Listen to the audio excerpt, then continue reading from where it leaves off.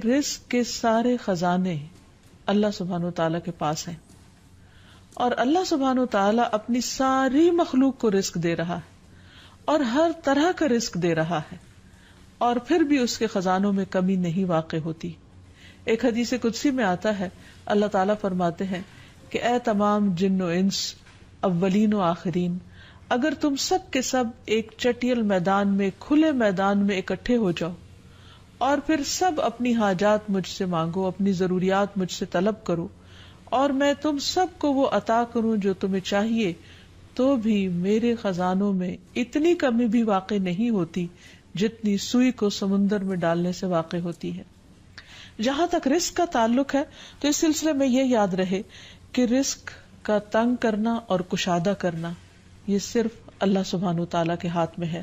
وہ جس کو چاہتا ہے زیادہ دیتا ہے، جس کو چاہتا ہے کم دیتا ہے. قرآن مجید میں اللہ تعالیٰ فرماتے ہیں واللہ یرزق من یشاء بغیر حساب، اللہ جس کو چاہتا ہے بے حساب رزق عطا کرتا ہے. اور پھر اگر وہ کسی کو زیادہ نہیں دیتا، اس پر رزق تنگ کر دیتا ہے، تو بھی اس میں اس کی اپنی حکمت اور مصلحت کار فرما ہوتی ہے. بعض لوگوں کو رزق کی زیادتی نقصان دیتی ہے، اور بعض لوگوں کو رزق کی کمی فتنے اور مشکل میں ڈال دیتی ہے کہ ان کے ایمان جانے کا خطرہ ہوتا ہے. اسی طرح بعض کو رزق کی کشادگی اللہ کی یاد سے غافل کر دیتی ہے. یعنی انسان مختلف مزاج کے ہوتے ہیں، تو اللہ تعالیٰ چونکہ بندوں پر مہربان ہے، وہ جانتا ہے کہ کس بندے کے ساتھ اسے کیسا معاملہ کرنا ہے، کسے زیادہ دینا ہے اور کسے کم دینا ہے. اس لیے ہمارے معاملے میں اللہ تعالیٰ کا جو بھی فیصلہ ہو اسے بخوشی قبول کر لینا چاہیے، اور اس کے ساتھ ساتھ اس سے اچھی امید رکھنی چاہیے. رزق کے سلسلے میں یہ بات بھی یاد رہے کہ اگر کبھی رزق میں تنگی ہو رہی ہو تو ہو سکتا ہے کہ اس تنگی پر صبر کرنے کی وجہ سے انسان کے اتنے درجات بلند ہو جائیں کہ بہت بڑی بڑی نیکیاں بھی اس کے مقابلے میں ہیچ ہوں. پھر اسی طرح بعض اوقات انسان کے لیے ناشکری رزق کی تنگی کا ذریعہ بن جاتی ہے، تو اس سے بھی انسان کو پرہیز کرنا چاہیے. خواہ انسان کے پاس تھوڑا ہی ہو تو بھی اس پر اللہ تعالیٰ کا شکر ادا کرنا چاہیے، کیونکہ اللہ تعالیٰ کا وعدہ ہے لَإِن شَكَرْتُمْ لَأَزِيدَنَّكُمْ، اگر تم شکر ادا کرو گے تو میں تمہیں اور زیادہ عطا کروں گا. کیونکہ ہر انسان جس کے پاس جتنا بھی ہے وہ عموماً کمی کا رونا روتا رہتا ہے. اسی لیے ہمیں یہ سکھایا گیا ہے کہ رزق کے معاملے میں ہم یعنی دنیاوی معاملات میں اپنے سے نیچے والوں کو دیکھیں کہ ان کے پاس کیا ہے. تو انسان کے پاس جو کچھ بھی ہو، انسان اس پر راضی ہو سکتا ہے، مطمئن ہو سکتا ہے، خوش ہو سکتا ہے، اور اللہ تعالیٰ کا شکر گزار ہو سکتا ہے. اور یہ ہمیشہ یاد رکھے کہ اصل میں الرزاق تو اللہ تعالیٰ ہی ہے. اس لیے جب بھی رزق کے معاملے میں کسی بھی قسم کی کوئی مشکل ہو، اونچ نیچ ہو، تو فوراً اللہ تعالیٰ کی طرف انسان رجوع کرے اور اللہ تعالیٰ سے خوب خوب دعائیں کرے، کیونکہ وہ دعاؤں کا سننے والا ہے. لیکن بات یہ ہے کہ انسان جب اللہ سے مانگے تو پورے یقین کے ساتھ مانگے، امید رکھ کے مانگے، اور کسی بھی قسم کی مایوسی کا شکار نہ ہو، کیونکہ دعا ان تمام چیزوں میں فائدہ دیتی ہے جو نازل ہو چکی ہیں، اور ان میں بھی فائدہ دیتی ہے جو نازل نہیں ہوئی. یعنی وہ تمام مشکلات جو انسان پہ پڑ چکی ہیں یا آئندہ آنے والی ہیں، ان دونوں کے سلسلے میں دعا کرنا انسان کو فائدہ دیتا ہے. لیکن یہ یاد رہے کہ دعا کی قبولیت کے لیے انسان اپنی طرف سے بھرپور کوشش کرے، اور اس میں ایک کوشش یہ کہ جب اللہ سے مانگے تو پہلے اللہ سبحانہ وتعالیٰ کی تعریف کے کلمات کہے، تسبیحات پڑھے، اور پھر اس کے ساتھ ساتھ درود شریف پڑھے. کیونکہ نبی صلی اللہ علیہ وسلم نے فرمایا کوئی شخص اس طرح دعا نہ کرے کہ اے اللہ اگر تو چاہے تو مجھے روزی دے، بلکہ پختگی کے ساتھ سوال کرے، پورے عزم کے ساتھ سوال کرے، کیونکہ اللہ جو چاہتا ہے کرتا ہے اور اس پر کوئی جبر کرنے والا نہیں ہے. اور جب بندہ اللہ سے رزق مانگتا ہے تو اللہ تعالیٰ اس کو عطا کرتا ہے.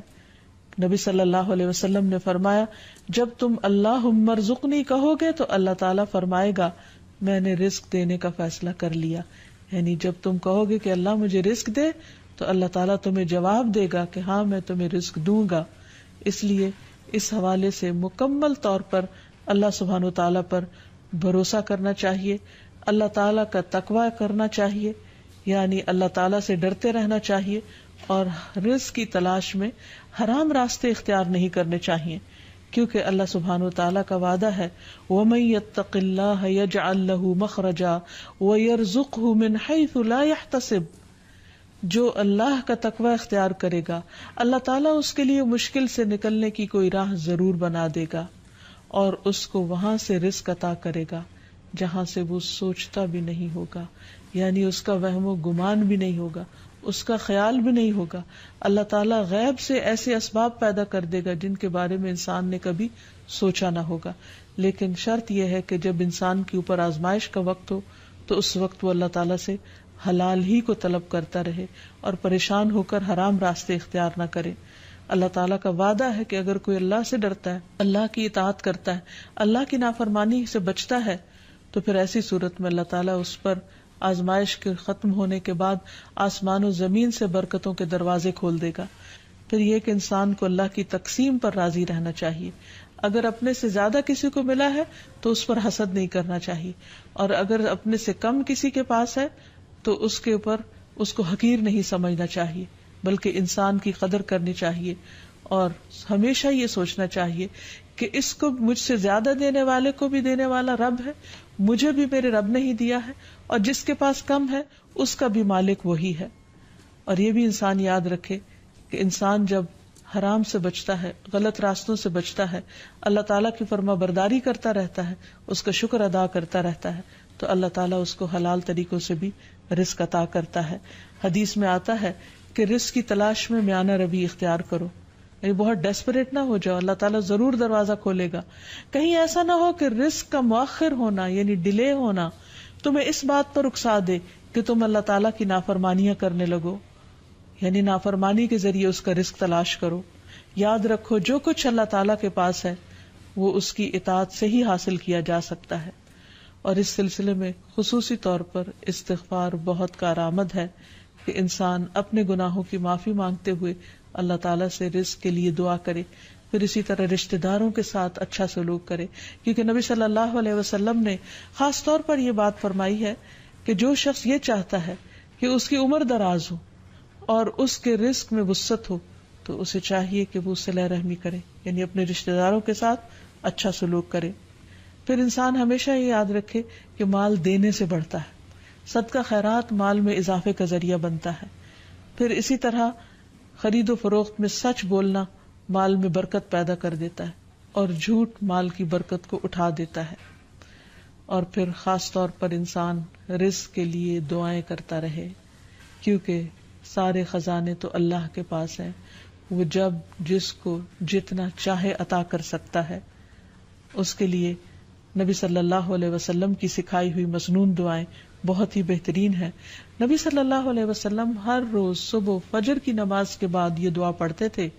اللہم انی اسألک علما نافعا ورزقا طیبا وعملا متقبلا، اے اللہ میں تجھ سے علم نافع، طیب رزق یعنی پاکیزہ رزق اور مقبول عمل کا سوال کرتا ہوں، یعنی ایسے عمل کی توفیق دے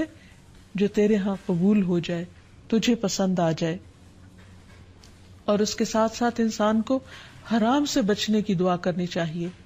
اس سلسلے میں آپ صلی اللہ علیہ وسلم نے جو دعا سکھائی وہ ہے اللہم اکفنی بحلالک عن حرامک واغننی بفضلک عمن سواک، اے اللہ اپنے حلال کے ذریعے حرام سے میری کفایت فرما، یعنی مجھے اتنا حلال دے کہ مجھے حرام کی ضرورت ہی نہ رہے، اور اپنی مہربانی سے مجھے اپنے علاوہ ہر ایک سے بے نیاز کر دے،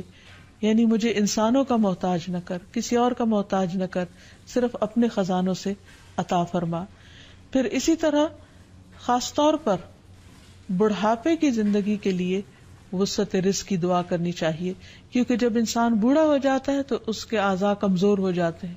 وہ اپنے لیے خود کچھ کمائی نہیں کر سکتا، وہ دوسروں پر ڈیپینڈنٹ ہو جاتا ہے، تو اس وقت وسیع رزق کی دعا سکھائی گئی۔ فرمایا اللہم اجعل اوسع رزقک علی عند کبر سنی وانقطاع عمری، اے اللہ جب میں بوڑھا ہو جاؤں اور میری عمر ختم ہونے لگے تو میرے رزق کو وسیع کر دے۔ اسی طرح اپنے لیے اور اپنی اولاد کے لیے وسیع رزق کی دعا کرنی چاہیے، جیسے ابراہیم علیہ السلام نے دعا کی تھی، ربنا انی اسکنت من ذریتی بواد غیر ذی زرع عند بیتک المحرم ربنا لیقیموا الصلاة فاجعل افئدة من الناس تهوی الیہم وارزقهم من الثمرات لعلهم یشکرون۔ اے ہمارے رب، بے شک میں نے اپنی کچھ اولاد کو اس وادی میں آباد کیا جو کسی کھیتی والی نہیں، تیری حرمت والے گھر کے پاس، اے ہمارے رب، تاکہ وہ نماز قائم کریں۔ سو کچھ لوگوں کے دل ایسے کر دے کہ ان کی طرف مائل رہیں، اور انہیں پھلوں سے رزق عطا کر تاکہ وہ شکر ادا کریں۔ اور آخر میں یہ بات یاد رہے کہ انسان کے رزق میں اکثر اس کے اپنے گناہ رکاوٹ بن جاتے ہیں، اس لیے جب انسان ان گناہوں سے توبہ کرتا ہے، استغفار کرتا ہے، تو اللہ تعالیٰ رزق کے دروازے کھول دیتے ہیں، جیسے اللہ تعالیٰ کا وعدہ ہے۔ قرآن مجید میں آتا ہے، نوح علیہ السلام نے اپنی قوم سے کہا کہ اپنے رب سے معافی مانگ لو، بلا شبہ وہ بڑا معاف کرنے والا ہے، وہ تم پر آسمان سے خوب بارشیں برسائے گا اور تمہاری مال اور اولاد سے مدد کرے گا، تمہارے لیے باغ پیدا کرے گا اور نہریں جاری کرے گا۔ تو اس سے یہ پتہ چلتا ہے کہ دنیا میں جتنی بھی راحتیں اور رزق کی قسمیں ہیں، ان سب کی کنجی استغفار ہے۔ تو اس لیے انسان کثرت سے اپنے گناہوں پر توبہ کرتا رہے۔ حقیقت یہ کہ اللہ کا کلام سچا ہے، اور ہمیں اس پر ایمان لا کر پورے یقین کے ساتھ، وثوق کے ساتھ دعا مانگنی چاہیے کہ ہم انشاءاللہ استغفار کریں گے تو آسمان سے اور زمین سے رزق اگلنے لگے گا، ابلنے لگے گا۔ اللہ تعالیٰ ہمیں اپنی رحمتوں سے نوازے۔ اور استغفار کے لیے سمپل، اے اللہ مجھے بخش دے، اے اللہ مجھے معاف کر دے، اے اللہ میرے اگلے پچھلے سارے گناہوں کو معاف کر دے، اللہم اغفر لی، استغفر اللہ ربی من کل ذنب واتوب الیہ۔ اور سچے دل سے انسان توبہ کرتا رہے تو اللہ تعالیٰ کو مہربان پائے گا۔ وآخر دعوانا ان الحمد للہ رب العالمین۔ السلام علیکم ورحمۃ اللہ وبرکاتہ۔